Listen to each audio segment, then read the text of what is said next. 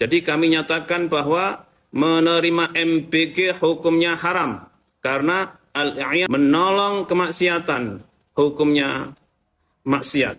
Kita sekarang dihadapkan oleh pernyataan dari seorang tokoh menyatakan bahwa siswa-siswi menerima MBG makanan bergizi gratis itu hukumnya haram. Karena justifikasi dari seorang pengasuh tersebut berorientasi pada sebuah kaidah al-i'anah 'alal ma'siyah haram. Mendukung terrealisasinya sebuah kemaksiatan atau kemungkaran itu hukumnya haram. Lah, saya pribadi akan menyampaikan sebuah argumentasi statement berorientasi juga dengan pendapat dari sekian banyak para ulama. Yang pertama, saya akan menyikapi masalah kebijakan dedikasi seorang pemimpin, katakanlah Presiden Bapak Prabowo Subianto mengenai MBG, makanan bergizi gratis tersebut apakah sudah sesuai dengan syariat. Kata ulama, dalam kaidah disebutkan tasarruful imam manutun bil maslahah. Tindakan seorang presiden harus berorientasi pada kemaslahatan rakyat. Itu yang pertama. Dalam program makanan bergizi atau MBG yang kita kenal, kebijakan ini mencerminkan sebuah prinsip tersebut. Karena apa? Karena memberikan sebuah asupan gizi kepada anak-anak usia sekolah, tujuannya adalah menciptakan, memprioritaskan generasi yang sehat, cerdas, juga berkualitas, dan juga mampu meningkatkan prestasi pendidikan. Nah, ini sudah masuk dalam kaidah tasarruful imam manutun bil maslahah. Tindakan seorang presiden harus berorientasi pada kemaslahatan rakyat. Itu yang pertama. Yang kedua dalam masalah apakah pelajar atau anak didik siswa sekolah, entah itu dalam instansi pesantren atau formal, SD, SMP, SMA dan sebagainya, apakah hukumnya haram ketika menerima MBG tersebut karena ada indikasi di sana ada afiliasi koruptor di dalam menjalankan tugas sebagai wakil atau penyambung dari pemerintah pusat. Lantas, orang yang menerima MBG apakah dikatakan seseorang yang menyambung atau mendukung, menolong terrealisasinya dan terlaksananya sebuah kemaksiatan, kemungkaran yang berupa korupsi yang kian memarak di kalangan elit sebagai penyelenggara MBG. Sehingga dampaknya yang menerima MBG hukumnya haram. Apakah seperti itu? Kita bahas. Sebenarnya kaidah al-i'anah 'alal ma'siyah atau haram, sebuah transaksi atau kegiatan bersama yang mendukung atau menolong pada terjadinya sebuah kemungkaran atau kemaksiatan itu hukumnya haram juga. Namun yang perlu kita cermati dan perlu kita pahami bersama, mengacu pada kaidah al-i'anah 'alal ma'siyah haram, menolong, mendukung pada perbuatan maksiat itu adalah sebuah kemungkaran juga.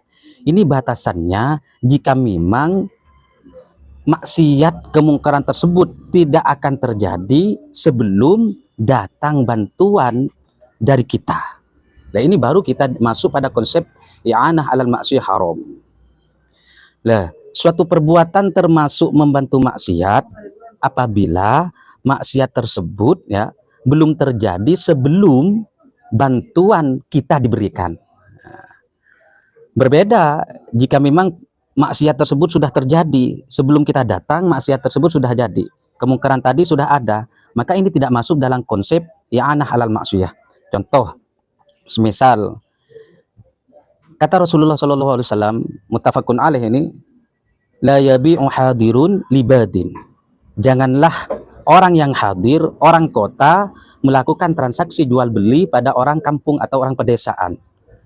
Dalam satu praktek, kami ambil contoh, ada orang kampung ingin menjual barang di sebuah pasar di perkotaan, kok sama orang yang punya pasar, orang yang sudah menguasai pasar, orang tersebut sebelum nyampe pada pasar, dia dicegat di tengah jalan dan dibeli barangnya dengan harga yang lebih murah. Tujuan pembeli tersebut menjual di dalam pasar dengan harga yang lebih mahal.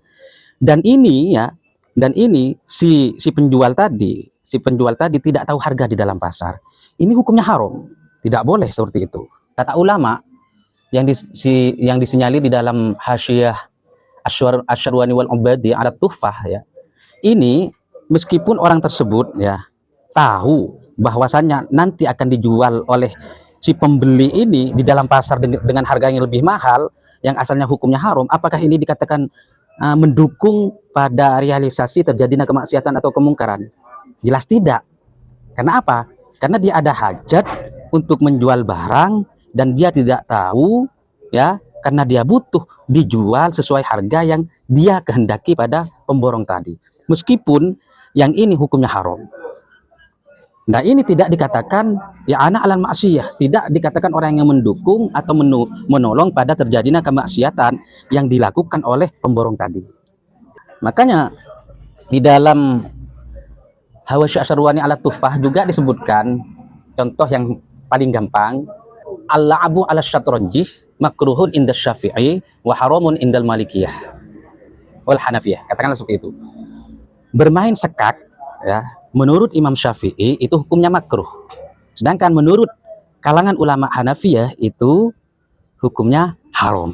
Nah, haram. Lah ini seumpama ada orang yang mengajak main dari kalangan Hanafi mengajak pada kalangan Syafi'i yang asalnya ini hukumnya makruh, yang ini hukumnya haram, kok yang ini menyanggupi ajakannya sehingga terjadilah permainan sekak. Lah ini baru masuk konsep i'anah alal maksiyah yang hukumnya sudah jelas haram. Karena apa? Ya, karena dari kalangan madhab Maliki atau Hanafi yang menyatakan bermain sekak ini hukumnya haram, ini tidak akan pernah terjadi melakukan kemungkaran bermain sekak sebelum dibantu oleh dari orang yang bermadhab Syafi'i yang menurut keyakinannya hukumnya makruh. Maka ini meskipun hukumnya makruh karena membantu dari realisasinya yang namanya permainan sekak, disinilah muncul konsep i'anah alal maksiyah sehingga hukumnya haram. Berbeda seperti ini, berbeda dalam konsep ketika adzan Jumat yang kedua mubaya'ah, di sana hukumnya haram. Transaksi jual beli saat khotib atau Bilal sudah adzan kedua kalinya di hari Jumat ya, waktu melaksanakan sholat Jumat, kok dia masih melaksanakan akad transaksi jual beli, maka di sini hukumnya haram. Kenapa? Karena termasuk konsep ini penjual, ini yang membeli, termasuk i'anah alal maksiyah. Cuman beda kasus. Ini sebagai musafir. Sedangkan ini orang setempat yang wajib melaksanakan sholat Jumat, kok masih membuka toko di waktu Bilal adzan yang kedua. Nah, lantas ini membeli pada orang yang membuka toko tadi. Apakah ini terkena khitab haram? Tidak. Kenapa? Karena ini hukum asalnya ya, hukum asalnya tidak wajib Jumat, sedangkan ini diwajibkan Jumat. Dan kemungkaran pemilik toko ini terjadi sebelum datangnya orang sebagai pembeli yang statusnya adalah musafir. Seperti itu. Jadi konsep i'anah alal maksiyah tidak semutlak yang disampaikan oleh seseorang yang menyatakan haram sebagai penerima MBG. Kenapa? Karena ya kita atau siswa itu sebagai mustahik, orang yang berhak menerima santunan, menerima kebijakan dari Presiden Prabowo, yakni makanan bergizi gratis. Sedangkan pengelola ya di pengelola pusat dan di bawahnya dan seterusnya ini terjadi yang namanya praktek korupsi. Ini antara pihak pertama dan kedua ketika terjadi saling bahu-membahu, lah ini masuk konsep i'anah. Ya kita sebagai orang yang berhak menerima tidak masuk. Kenapa? Bagaimanapun juga ya, sebelum makanan ini nyampe pada siswa, kasus atau konsep praktek korupsi ini sudah terrealisasi dari awal, sudah dimaksud dan diniati dikerjakan dari awal. Begitu juga orang yang memasokkan daging pada orang yang mempunyai dapur, yang punya keterkaitan di dalam mengurus MBG. Apakah orang yang menjual daging atau sayur mayur ini terkena kasus i'anah alal maksiyah, menolong pada kemaksiatan? Tidak. Kenapa? Karena dia sebelum menjual daging, kasus maksiat yang namanya korupsi antar koruptor ini sudah terjadi. Seperti itu. Jadi maksud daripada i'anah alal maksiyah adalah jika kasus maksiat ini dengan tanpa bantuan dan dukungan kita tidak akan terjadi ya, maka ini termasuk i'anah alal maksiyah. Kalau ini maksiatnya dari awal sudah maksiat, kok kita baru datang, lain konsep, lain konsep.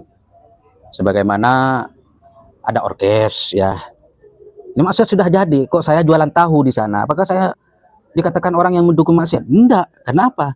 Karena maksiatnya sudah dari awal sudah ada, kecuali orang yang menyewakan genset. Kalau orang yang menyewakan genset, kenapa kok dikatakan menolong pada kemaksiatan? Ya karena kemaksiatan berupa, katakanlah mohon maaf, orkes ini tidak akan terlaksana dengan tanpa adanya genset. Nah, seperti itu. Jadi tidak semutlak yang dikatakan al-i'anah alal maksiyah haram atau ridho bisyai, ridho bima yatawalladu minhu. Bukan seperti itu kasusnya. Sekian, mohon maaf kurang dan lebihnya dari kami pribadi, karena ini sebatas argumentasi, statement dari saya pribadi, kurang dan lebihnya bisa ditanggapi, jika salah bisa dibenarkan, jika ini benar mudah-mudahan bermanfaat di sisi Allah SWT untuk saya pribadi dan rekan-rekan yang membantu terprosesnya video ini. Terima kasih.